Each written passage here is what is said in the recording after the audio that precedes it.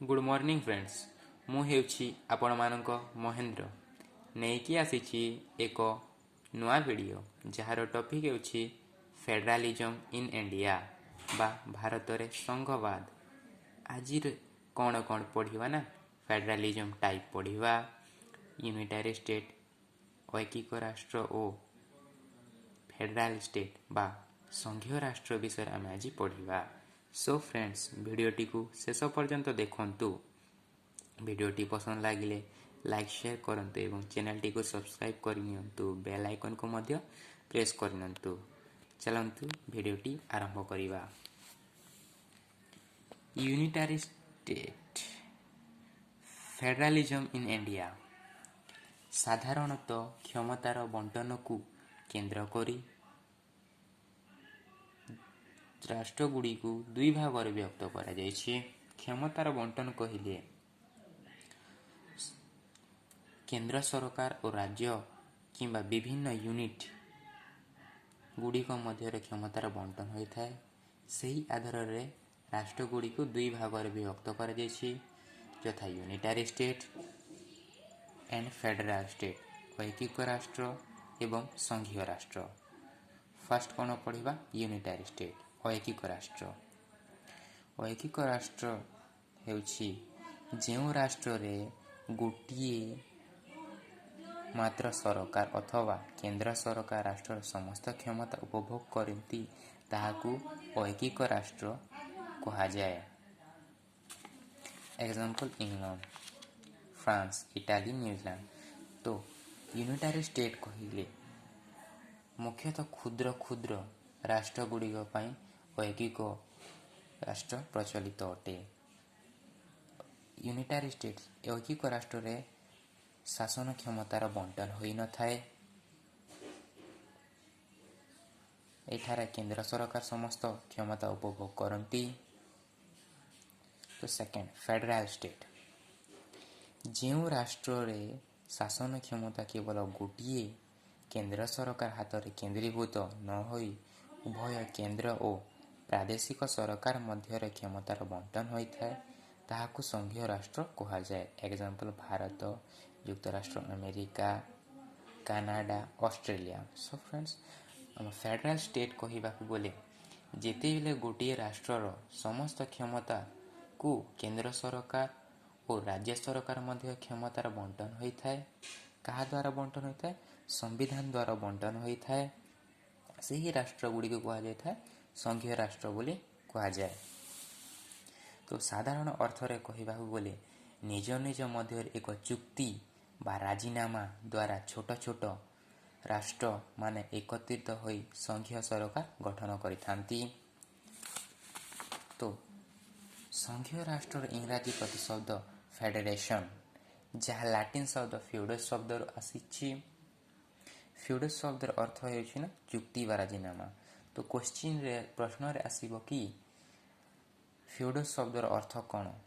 ତ ଉତ୍ତର ହୋଇଯିବ ଚୁକ୍ତି ବା ରାଜିନାମା। ଚାଲନ୍ତୁ ଏବେ ସଂଘୀୟ ରାଷ୍ଟ୍ରର ବୈଶିଷ୍ଟ୍ୟ ବିଷୟରେ ପଢ଼ିବା। ତ ସଂଘୀୟ ରାଷ୍ଟ୍ରରେ ଶାସନ କ୍ଷମତାର ବିକେନ୍ଦ୍ରୀକରଣ ହୋଇଥାଏ।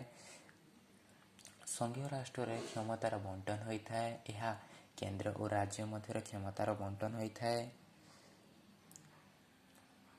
କେନ୍ଦ୍ର ରାଜ୍ୟମାନଙ୍କ ମଧ୍ୟରେ ଏକ ଲିଖିତ ସମ୍ବିଧାନ ଅନୁଯାୟୀ କ'ଣ କ୍ଷମତାର ବଣ୍ଟନ କରାଯାଇଥାଏ। ସଂଘୀୟ ରାଷ୍ଟ୍ରରେ ସମ୍ବିଧାନ ଲିଖିତ ଓ ଅନମନୀୟ ଅଟେ। ସଂଘୀୟ ରାଷ୍ଟ୍ରରେ ସମ୍ବିଧାନ ଲିଖିତ ଏବଂ ଅନମନୀୟ ହୋଇଥାଏ। ସଂଘୀୟ ରାଷ୍ଟ୍ରରେ ଏକ ସ୍ୱାଧୀନ ଓ ନିରପେକ୍ଷ ନ୍ୟାୟାଳୟ ରହିଥାଏ। ସଂଘୀୟ ରାଷ୍ଟ୍ରରେ କ'ଣ ଗୋଟିଏ ସ୍ୱାଧୀନ ଏବଂ ନିରପେକ୍ଷ ନ୍ୟାୟାଳୟ ରହିଥାଏ। ତ India was declared federal country in the government of Indian act 1935। ଏହାର ଅର୍ଥ ଭାରତ ସରକାର ଆଇନ 1935 ଥିଲା। ସେଠାରେ ଭାରତକୁ ଏକ ସଂଘୀୟ ରାଷ୍ଟ୍ର ରୂପ ପ୍ରଦାନ କରାଯାଇଥିଲା। କିନ୍ତୁ ଭାରତ ସ୍ୱାଧୀନ ହେଲା ପରେ ମଧ୍ୟ ଯେଉଁ ସମ୍ବିଧାନ ପ୍ରଣୀତ ହୋଇଥିଲା, ସମ୍ବିଧାନର କୌଣସି ସ୍ଥାନରେ ମଧ୍ୟ ଭାରତକୁ ସଂଘୀୟ ରାଷ୍ଟ୍ର ବୋଲି ଘୋଷଣା କରାଯାଇନଥିଲା। Article 1 of Indian Constitution state India is a union of state। ଏହାର ଅର୍ଥ କହିବାକୁ ଗଲେ ଭାରତୀୟ ସମ୍ବିଧାନର ଏକମ ଧାରା ଅନୁସାରେ କୁହାଯାଇଛି ଯେ ଭାରତ ହେଉଛି ଏକ ୟୁନିୟନ ଅଫ୍ ଦ ଷ୍ଟେଟ୍ ବା ରାଜ୍ୟମାନଙ୍କର ସଂଘ। ଭାରତ ସଂଘୀୟ ରାଷ୍ଟ୍ର ହୋଇଥିଲେ ମଧ୍ୟ ତତ୍କାଳୀନ ସମୟରେ କେତୋଟି ବିଷୟକୁ କେନ୍ଦ୍ର କରି ମନେ କରନ୍ତୁ ଭାରତର ଅଖଣ୍ଡତା ହୋଇଗଲା। ଭାରତର ସ୍ୱାଧୀନତାକୁ ବଜାୟ ରଖିବା ପାଇଁ ଯାହା ଚ୍ୟାଲେଞ୍ଜ ଥିଲା ତାହା ମଧ୍ୟ ହୋଇପାରେ। ସେହି କାରଣ ଗୁଡ଼ିକ ଯୋଗୁଁ ୟୁନିଟାରୀ ଫ୍ୟୁଚର ବା ଐକିକ ରାଷ୍ଟ୍ରର ଲକ୍ଷଣ ମଧ୍ୟ ରଖାଯାଇଥିଲା। ତେଣୁକରି ମହାନ ଦାର୍ଶନିକ କେସି ୱେର କହିଛନ୍ତି ଯେ KC Wheare says India is a quasi federal state. ଏହାର ଅର୍ଥ ହେଉଛି ଏଠାରେ ବହୁତ ଗୁଡ଼ିଏ ଐକିକ ରାଷ୍ଟ୍ରର କାରଣ ଲକ୍ଷଣମାନ ମଧ୍ୟ ଉଦାହରଣ ଆମେ ୟୁନିଟାରୀ ନେଚର। ତ ସଂଘୀୟ ରାଷ୍ଟ୍ରର କ୍ଷମତା ସୁଷମ ବଣ୍ଟନ ହୋଇଥାଏ। ତେଣୁ ଇଣ୍ଡିଆରେ କ'ଣ ଥିଲା? କେନ୍ଦ୍ର ସରକାରଟି ଅଧିକ ପାୱାରଫୁଲ୍ ଥିଲା। ସୋ ୟୁନିଟାରୀ ନେଚର ପହିଲା କ'ଣ ଆସୁଛି ନା ପାୱାରଫୁଲ୍ ସେଣ୍ଟ୍ରାଲ ଗଭର୍ଣ୍ଣମେଣ୍ଟ, ସେକେଣ୍ଡରେ ସିଙ୍ଗଲ ସିଟିଜେନସିପ୍, ଥାର୍ଡ଼ରେ ଗଭର୍ଣ୍ଣର ଆପଏଣ୍ଟ ବାଇ ପ୍ରେସିଡେଣ୍ଟ। ତ ସଂଘୀୟ ରାଷ୍ଟ୍ରରେ କ'ଣ କ୍ଷମତାର ସୁଷମ ବଣ୍ଟନ ହୋଇଥିଲା, କିନ୍ତୁ ଇଣ୍ଡିଆରେ କ'ଣ ହୋଇଥିଲା ନା କେନ୍ଦ୍ର ସରକାରଟି ଅଧିକ ପାୱାରଫୁଲ୍ ଥିଲା। ସେଇଥିପାଇଁ ଏଇଟା ସେଣ୍ଟ୍ରାଲ ଗଭର୍ଣ୍ଣମେଣ୍ଟରେ ଆମର କ୍ଷମତାର ରହିଥିଲା। ସିଙ୍ଗଲ ସିଟିଜନସିପ୍ ତ ଏକକ ନାଗରିକତ୍ୱ, ଯାହା ସଂଘୀୟ ରାଷ୍ଟ୍ର କ'ଣ ଦ୍ୱୈତ ନାଗରିକତ୍ୱ ବ୍ୟବସ୍ଥା ଦେଖାଯାଇଥିଲା। ତାହାପରେ ଆମର କ'ଣ ଗଭର୍ଣ୍ଣର ଆପଏଣ୍ଟମେଣ୍ଟ ବାଇ ପ୍ରେସିଡେଣ୍ଟ, ତ ଯାହା ସାମ୍ବିଧାନିକ ମୁଖ୍ୟ ଗଭର୍ଣ୍ଣର ତାଙ୍କ ଆପଏଣ୍ଟମେଣ୍ଟ କେନ୍ଦ୍ର ସରକାର ମୁଖ୍ୟ ରାଷ୍ଟ୍ରପତିଙ୍କ ଦ୍ୱାରା ହୋଇଥାଏ। ଏହିସବୁ ଐକିକ ନେଚର ପାଇଁ ଭାରତକୁ କ୍ୱାସି ଅଫ୍ ଫେଡେରାଲ ଷ୍ଟେଟ୍ ବା ଅର୍ଦ୍ଧ ସଂଘୀୟ ରାଷ୍ଟ୍ର ବୋଲି କୁହାଯାଏ। ଏଇଟା ବହୁତ ଥର ଏକ୍ଜାମରେ ଆସିଲାଣି, ଅର୍ଦ୍ଧ ରାଷ୍ଟ୍ରୀୟ ସଂଘ ବୋଲି କାହାକୁ କୁହାଯାଏ।